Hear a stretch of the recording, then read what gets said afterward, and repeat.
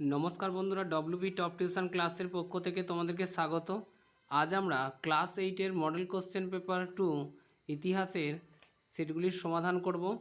তো দেখো, তো এখানে আমাদের সেকেন্ড ইউনিট টেস্ট যে আছে, তো মডেল কোশ্চেন পেপার 2 এর যে ইতিহাসের কোশ্চেনগুলি আছে সেগুলি আমরা সমাধান করব। তো দেখো, ফার্স্ট যে কোশ্চেনটি আছে বলা হচ্ছে ভারতে প্রথম পাটের কারখানা গড়ে ওঠে রিসরা কলকাতা, বোম্বাইতে এবং মাদ্রাজে। এখানে অপশান এটা হবে রিসরা। পরে যে কোশ্চেনটি আছে দেখো, সত্যশোধক সমাজ গড়ে তোলেন কে? সত্যশোধক সমাজ গড়ে তোলেন, এখানে যে অপশানে জ্যোতিরাও ফুলে, এই অ্যান্সারটি হবে। পরে যে কোশ্চেনটি আছে দেখো, বলছে আলিগড় অ্যাংলো ওরিয়েন্টাল কলেজ প্রতিষ্ঠিত হয় কত খ্রিস্টাব্দে? এখানে যে প্রথমে রয়েছে 1870, 1872, 1875 এবং 1880। এখানে হবে 1875 খ্রিস্টাব্দে। পরে যে কোশ্চেনটি আছে দেখো, বলা হয়েছে জাতীয় সম্মেলনের সভাপতি কে ছিলেন? প্রথমে রয়েছে সুরেন্দ্রনাথ বন্দ্যোপাধ্যায়, দ্বিতীয় রয়েছে শিশির কুমার ঘোষ, দাদাভাই নৌরোজি, রামতনু লাহিড়ী। অ্যান্সার হবে রামতনু লাহিড়ী। পরে যে কোশ্চেনটা আছে দেখো, জাতীয় কংগ্রেসের দ্বিতীয় অধিবেশন বসে কোথায়? দ্বিতীয় অধিবেশন কলকাতা, মাদ্রাজ, সুরাট, বোম্বাইতে। সুরাটে হবে অ্যান্সার। পরে যে কোশ্চেনটি আছে দেখো, বলা হয়েছে ঠিক ভুল হচ্ছে নিচের প্রশ্নগুলির উত্তর লেখো 4-5টি শব্দে বা একটি বাক্যের মধ্যে। তো দেখো, এখানে বলা হচ্ছে ঠিক না ভুল লেখো। কুলি কাহিনী নিবন্ধ লেখেন রামকুমার বিদ্যারত্ন, এটি ঠিক হবে। পরে দেখো 2 নম্বরে যে কোশ্চেনটি আছে, বলা হয়েছে শূন্যস্থান পূরণ করো, আত্মীয় সভা প্রতিষ্ঠা করেন কে? রামমোহন রায়। পরে দেখো 3 নম্বরের কোশ্চেনটি আছে, আর্য সমাজ কে প্রতিষ্ঠা করেন? দয়ানন্দ সরস্বতী। অনুশীলন সমিতি কে প্রতিষ্ঠা করেন? সতীশচন্দ্র বসু। নাট্যাভিনয় নিয়ন্ত্রণ আইন কার আমলে পাস হয়? লর্ড নর্থব্রুকের আমলে নাট্যাভিনয় নিয়ন্ত্রণ আইন পাস হয়েছিল। পরে দেখো, এখানে বলা হয়েছে কি নিচের প্রশ্নগুলি উত্তর নিচের যে কোনো 2টি প্রশ্নের উত্তর লেখো, 2-3টি বাক্যের মধ্যে সম্পূর্ণ করতে হবে। তো দেখো, এখানে 2টি প্রশ্নের উত্তর দিতে বলা হয়েছে। তো আমি এখানে দেখো অবশিল্পায়ন কাকে বলে দিয়েছে, আর মুন্ডা উলগুলান কাকে বলে, এই দুটি অ্যান্সার আমি করে দিচ্ছি। দেখো, অবশিল্পায়ন কাকে বলে, এই কোশ্চেনের অ্যান্সারটি তোমরা এটি থেকে লিখতে পারো। তো দেখো, এই অ্যান্সারটি তোমরা করবে, অবশিল্পায়ন বলতে বোঝায় দেশীয় শিল্পের অবক্ষয়কে। ভারতে ব্রিটিশ শাসন প্রতিষ্ঠার পর থেকে ধীরে ধীরে দেশীয় শিল্পের অবক্ষয় ঘটতে থাকে। এর কারণ ছিল কি? তো দেখো, 1813 খ্রিস্টাব্দের অবাধ বাণিজ্য নীতি, 1813 খ্রিস্টাব্দের সনদ আইনে ভারতের কোম্পানির একচেটিয়া বাণিজ্যের অবসান ঘটে ও অবাধ বাণিজ্য নীতি ঘোষিত হয়। ফলে ইংল্যান্ডে উৎপাদিত জিনিসপত্রে ভারতের বাজার ভরে যায় এবং ভারতীয় শিল্পগুলি ধ্বংস হতে থাকে। পরে দেখো, পরে যা পয়েন্টটি আছে দেখো, অসম শুল্ক নীতি। ব্রিটিশ সরকার 1815 খ্রিস্টাব্দের এক আইন জারি করে ইংল্যান্ডের কারখানায় তৈরি কাপড়ের দামের উপর 2.5% শুল্ক নির্দিষ্ট করে। অপরদিকে ইংল্যান্ডে ভারতীয় বস্ত্রে প্রবেশ বন্ধ করার উদ্দেশ্যে সেখানে 67.5% পর্যন্ত শুল্ক ধার্য করে। পরে দেখো, ইংল্যান্ডের শিল্প বিপ্লব। ইংল্যান্ডে প্রথম বিপ্লব ঘটেছিল বস্ত্র শিল্পে। তাহলে কী বললো? ইংল্যান্ডের প্রথম বিপ্লব ঘটেছিল বস্ত্র শিল্পে। কম সময়ে পরিশ্রম ও খরচে প্রচুর বস্ত্র উৎপাদিত হতো। এর সঙ্গে প্রতিযোগিতায় দেশীয় তাঁত বস্ত্র হেরে যায়। ধীরে ধীরে তাঁত শিল্পের অবক্ষয় ঘটে। তো দেখো, এক্ষেত্রে ইংল্যান্ডের শিল্প বিপ্লব বললে তোমরা পয়েন্ট করে কি করবে? ইংল্যান্ডে প্রথম বিপ্লব ঘটেছিল বস্ত্রশিল্পে। কম সময়ে পরিশ্রম ও খরচে প্রচুর বস্ত্র উৎপাদিত হয় ওই শিল্পগুলিতে। এর সঙ্গে প্রতিযোগিতায় দেশীয় তাঁত বস্ত্র অর্থাৎ ভারতীয় যে সমস্ত তাঁত বস্ত্রগুলো ছিল সেগুলো হেরে যায়। ধীরে ধীরে তাঁত বস্ত্রগুলি অবক্ষয় ঘটে। এই সমস্ত কারণ ছাড়াও পৃষ্ঠপোষকতার অভাব ও দেশীয় রাজ্যের বিলুপ্তি ও অবশিল্পায়নের জন্য দায়ী ছিল। পরে যে কোশ্চেনটি আছে দেখো, পরে কোশ্চেনটি কি বলা আছে, বলছে মুন্ডা উলগুলান কাকে বলে। এই অ্যান্সারটি তোমরা এখান থেকে লিখবে। তো দেখো মুন্ডা উলগুলান কি, এই অ্যান্সারটি তোমরা লিখবে আদিবাসীদের ব্যবহৃত শব্দ উলগুলান কথার অর্থ বিরাট তোলপাড় বা বড় আলোড়ন। ভারতের উপজাতির কৃষক বিদ্রোহের ইতিহাসে অন্যতম বড় ঘটনা ছিল 1899 থেকে 1900 খ্রিস্টাব্দের সময় পর্বে রাঁচিকে কেন্দ্র করে সংগঠিত মুন্ডা উলগুলান বা মুন্ডা বিদ্রোহ। মুন্ডাদের উপর জমিদার, মহাজন ও ব্রিটিশ কর্মচারীদের শোষণ ও অত্যাচারের ফলে এই উলগুলান শুরু হয়েছিল। বিরসা মুন্ডার মৃত্যুর পর এই উলগুলানের অবসান ঘটে। এটি এর অ্যান্সার হবে। পরে দেখো আমরা এই কোশ্চেনের অ্যান্সারটি দেখে নেব কী হবে। লর্ড ডালহৌসির রেলপথ নির্মাণের প্রধান উদ্দেশ্য কী ছিল। তো দেখো বন্ধুরা, এই অ্যান্সারটি আমরা এখান থেকে লিখতে পারি। গভর্নর জেনারেল লর্ড ডালহৌসির আমলে অর্থাৎ 1853 খ্রিস্টাব্দে ভারতে প্রথম রেলপথ নির্মিত হয়। এখান থেকে এটি শর্ট কোশ্চেন হিসেবে আসতে পারে। ভারতে রেল ব্যবস্থা ছিল ব্রিটিশ শাসনের অন্যতম প্রতীক। কবি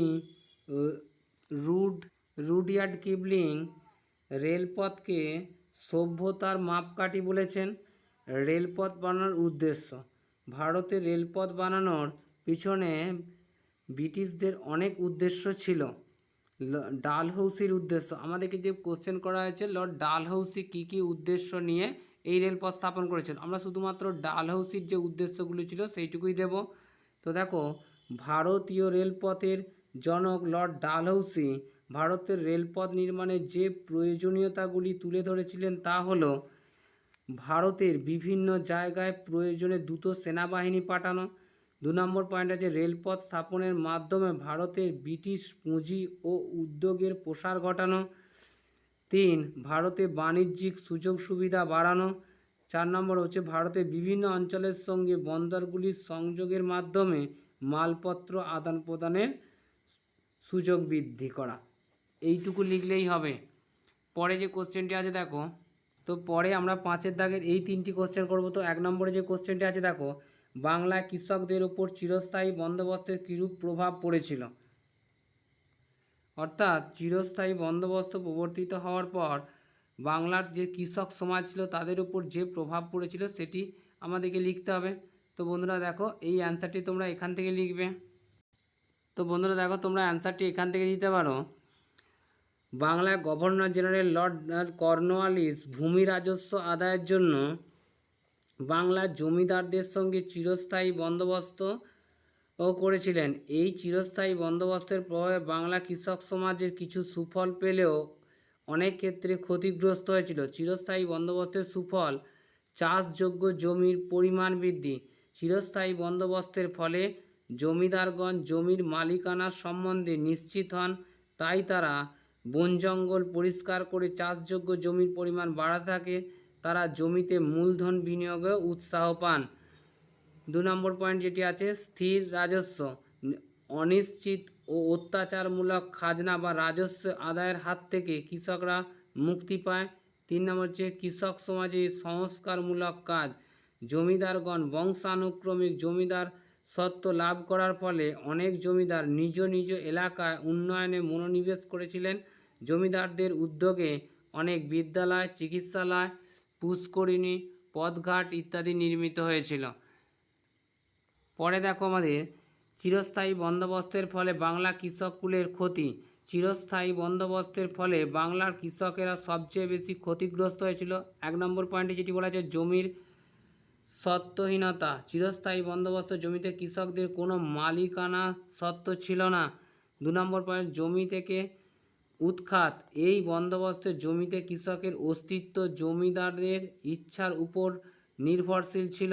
কৃষক খাজনা দিতে না পারলে তার জমি জমিদার বাজেয়াপ্ত করত। জমিদার ইচ্ছা করলে যখন তখন জমি থেকে প্রজাকে উচ্ছেদ করতে পারত। 3 নম্বরে যে পয়েন্টে আছে অত্যধিক রাজস্ব। চিরস্থায়ী বন্দোবস্তে জমিদাররা কৃষকদের কাছ থেকে জোর করে বাড়তি রাজস্ব আদায় করত। নানান ধরনের, তো কী বলছে দেখো, নানান ধরনের অবওয়াব ও বেআইনি করও আদায় করা হতো। 1793 খ্রিস্টাব্দে জমিদাররা ইস্ট ইন্ডিয়া কোম্পানিকে 35 লক্ষ পাউন্ড রাজস্ব দেওয়ার কথা বলেছিল, কিন্তু তারা কৃষকদের কাছ থেকে রাজস্ব আদায় করেছিল 1,35,00,000 টাকা। পরে যে পয়েন্টটি আছে দেখো, কৃষকদের উপর অত্যাচার। বংশানুক্রমে অধিকার লাভ করে জমিদাররা শহরবাসী হন। তারা জমিদারির দায়িত্ব নায়েব বা গোমস্তাদের হাতে ছেড়ে দেন। কৃষকেরা এদের হাতে শোষিত ও অত্যাচারিত হতে থাকে, অর্থাৎ এই নায়েব ও গোমস্তাদের হাতে অত্যাচারিত শোষিত হতে থাকছিল। ব্রিটিশ ইস্ট ইন্ডিয়া কোম্পানি বাংলাদেশে প্রভুত্ব প্রতিষ্ঠার পর রাজস্ব বিষয়ক পরীক্ষা নিরীক্ষার স্তর পেরিয়ে এই স্থায়ী রাজস্ব ব্যবস্থায় পৌঁছয়। এই ভূমি বন্দোবস্ত জমিদারদের পক্ষে সুবিধাজনক হলেও কৃষকদের জন্য আদৌ সুখকর ছিল না। পরে যে কোশ্চেনটি দিয়েছে দেখো, বলা হয়েছে সমাজ সংস্কারের ক্ষেত্রে রাজা রামমোহন রায়ের কীরূপ অবদান ছিল। তো এর অ্যান্সারটি তোমরা এখান থেকে লিখবে। 19 শতকে ভারতে পাশ্চাত্য শিক্ষায় শিক্ষিত কয়েকজন প্রগতিশীল উদারপন্থী মনীষীগণ সমাজ সংস্কারের ব্রতী হয়েছিলেন, অর্থাৎ মনোযোগী হয়েছিল। তাদের মধ্যে বিশেষভাবে উল্লেখযোগ্য হলেন ভারতের সমাজ সংস্কার আন্দোলনের প্রতীকী রাজা রামমোহন রায়। তো দেখো, রাজা রামমোহন রায়ের সমাজ সংস্কার, ব্রহ্ম সমাজ। রাজা রামমোহন রায় 1815 খ্রিস্টাব্দে কলকাতায় আত্মীয় সভা প্রতিষ্ঠা করেন। এটি একটি শর্ট কোশ্চেন হিসেবে আসতে পারে। পরবর্তীকালে 1828 খ্রিস্টাব্দে প্রতিষ্ঠিত হয় ব্রহ্মসভা, এবং যা পরে ব্রহ্ম সমাজ নামে খ্যাতি লাভ করে। ব্রহ্ম সমাজ ভারতের সমাজ সংস্কার আন্দোলনের অন্যতম প্রধান কেন্দ্রে পরিণত হয়েছিল। সতীদাহ প্রথা। রামমোহন রায়ের সমাজ সংস্কারের ক্ষেত্রে শ্রেষ্ঠ কীর্তি হল সতীদাহ প্রথার বিরুদ্ধে আন্দোলন।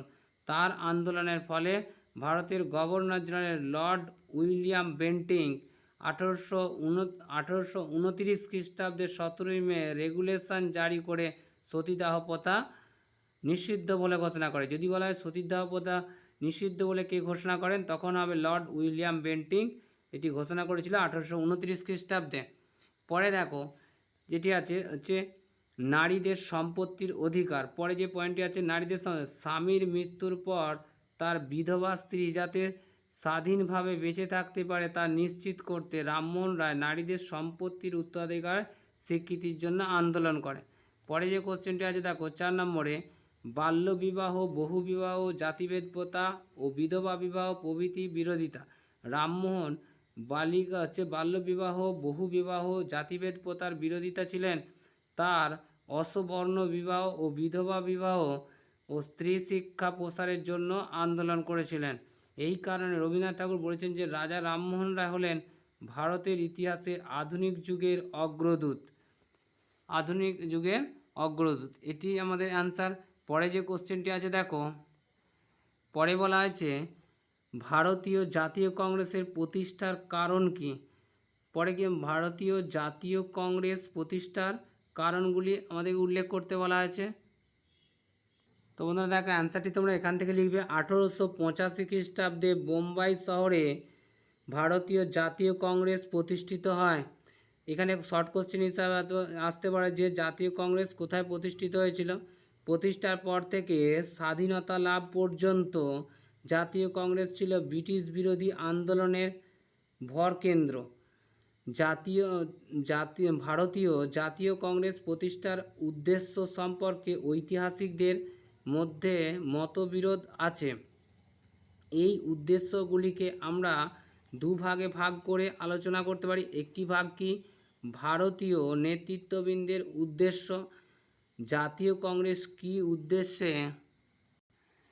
উদ্দেশ্যে প্রতিষ্ঠিত হচ্ছে তা জাতীয় কংগ্রেসের প্রথম অধিবেশনে উমেশচন্দ্র বন্দ্যোপাধ্যায় ঘোষণা করেন। 1. ভারতের বিভিন্ন অঞ্চলের দেশপ্রেমিক নেতা কর্মীদের মধ্যে যোগাযোগ স্থাপন করা। 2 জাতি, ধর্ম, ভাষা ও প্রাদেশিকতার ঊর্ধ্বে উঠে ভারতীয়দের মধ্যে ঐক্য প্রতিষ্ঠা করা। 3 ভারতের শিক্ষিত সম্প্রদায়ের সঙ্গে আলাপ আলোচনার মাধ্যমে সামাজিক সমস্যাগুলি সমাধানের উপায় নির্ধারণ করা। 4 ভারতীয়দের রাজনৈতিক অগ্রগতির কর্মসূচি গ্রহণ করা প্রভৃতি। এই 4টি পয়েন্ট পরে দেখো। ইংরেজদের উদ্দেশ্য। হিউমের উদ্দেশ্য হচ্ছে, হিউমকে জাতীয় কংগ্রেসের জনক বলা হয়। হিউমকে জাতীয় কংগ্রেসের জনক বলা হয়। জাতীয় কংগ্রেস প্রতিষ্ঠায় হিউমের উদ্দেশ্য ছিল জাতীয় কংগ্রেসের মাধ্যমে ভারতীয়দের ক্ষোভের নির্গমন ঘটানো বা সেফটি ভালভ তত্ত্ব, শিক্ষিত ভারতীয়দের সঙ্গে আলোচনা করে ভারতীয়দের সমস্যার সমাধান করা।